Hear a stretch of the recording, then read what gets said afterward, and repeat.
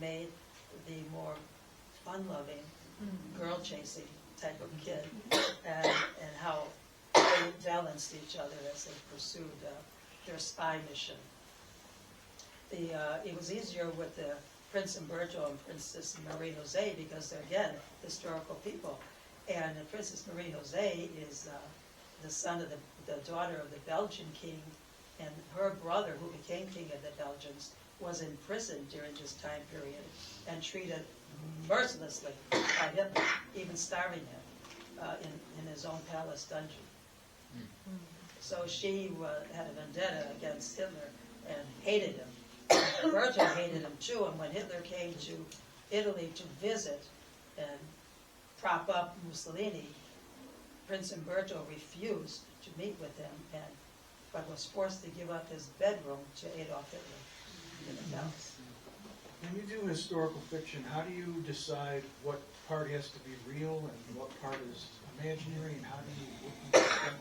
Well, I take the actual historical activity or happening, and then I look at my characters, and they're probably involved in another part of a historical situation, like William was. William, by the way, Vivi is a nickname for William in my hometown, and everyone in my hometown in Italy calls William Vivi. That's why it's Vivi's War. So I then have to figure out a way in which to blend, and the way I did that in this particular story is by bringing William and Amedio to meet the princess, and then the princess gives them a duty, presents them to the king, who gives them a spy mission because they're kids and nobody would suspect them, and that's how I brought the two parallel historical events and then created a fiction which brought them together. Yes. So you said that two boys existed in real life and changed the course of history. Were they ever recognized for what they had done during the The war? kids? Yes. No. They were asked to write their story, but that's all.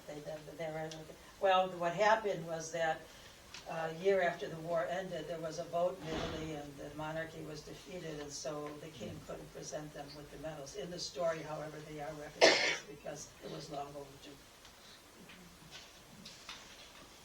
Any other questions? All right, excellent. Okay. Thank you.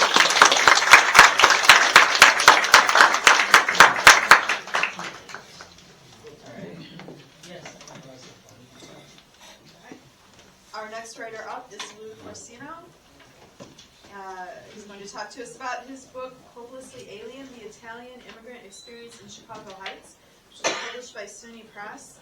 This book is a detail-rich and fascinating look at the realities of Italian immigration when separated from much of the myth of the same. I think there's some real kind of thinking about things in a different way, coming at things from a different angle here. Corsino really was a re-examination of the reasons for and the effects of immigration on the community. As a professor of sociology at North Central College, readers see Corsino's experience and expertise, years of study, that help inform this story, which is our story. The ethnography here is wonderful, and I'd say groundbreaking. And he's also the author of The Neighborhood Outfit, Organized Crime in Chicago Heights. And I'll be picking up a copy of each today, one for my dad and one for myself. So, welcome. Thank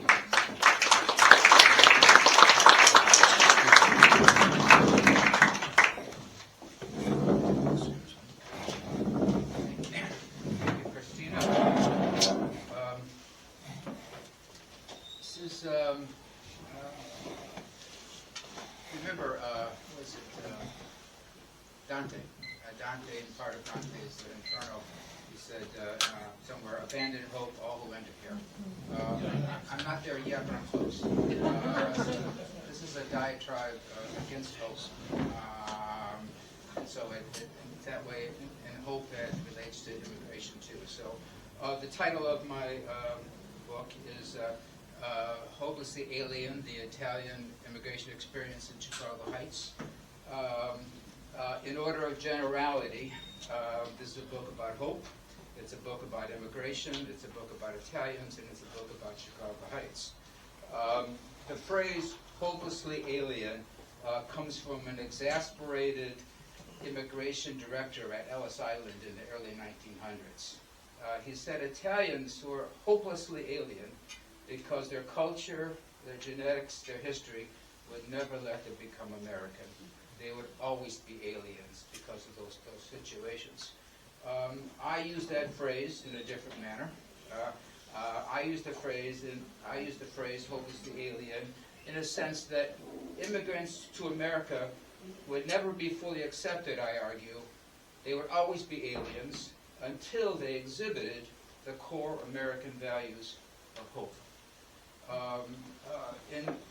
In a different sense, then, I argue in the book that Italians were hopelessly alien because without hope, the American version of hope, they could not become Americans.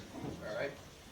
So this is the case, I would argue, because hope is a dominant American value.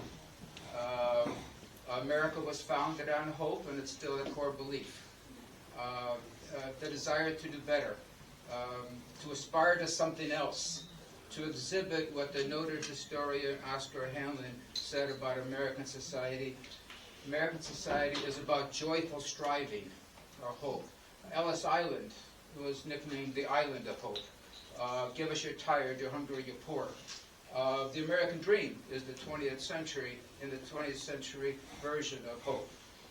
But instead, and here's the problem, instead of seeing hope as simply a worthy goal, or even a personal attribute that one has inside of themselves, which I argue against, I see hope as an ideology, as a method of social control.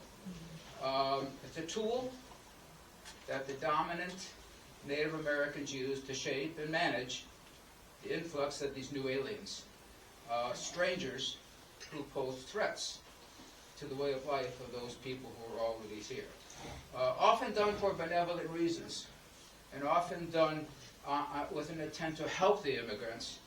Nevertheless, these strangers would be less challenging, these strangers would be less threatening if they were made to think and act and feel in terms of the desires and hopes of those who were already here. So I argue in the book, based upon some research, census material, and other interviews, and the light and some of Dominic's work previously, they did this. This was accomplished, that the idea that immigrants were made to think in terms of hope, the American version of hope, in a number of different ways. The first, I argue, in terms of the societal importance placed upon occupational mobility. Having a job, immigrants to have a job, was important. Working was always important, but to be truly American, I argue, working was not enough. One also had to hope or have the desire to move up the ladder, to strive to be better for occupational mobility. That was a part of the American ethos. To not want to get ahead was seen as provincial, was seen as traditional, in essence was seen as un-American. One was therefore deficient in hope. In this sense, certainly work provided a wage, certainly, and that's why people worked. But it was also a form of what we call in sociology as cultural capital. It was a way to buy acceptance in American society. For insofar as one exhibited occupational mobility, the desire to move on to something better, one was exhibiting to other people that you were more like the Americans who were already here. In focusing my research on Chicago Heights, using census data and other materials, I found that about 45% of all the Italian men who came to the United States around 1910 had occupational mobility 40 years later. So from 1910 to 1940, or 30 years later, from 1910 to 1940, about 45% of the Italian men who came to the United States in 1910 had some measures of occupational mobility. Most of it was small leaps. Most of it moved from the factories, moved from being a laborer to a polisher, which I'm not quite sure what that was, a laborer to a polisher. There were leaps in mobility, but very small leaps. And I had no data on women, because women weren't even allowed into the labor force in a large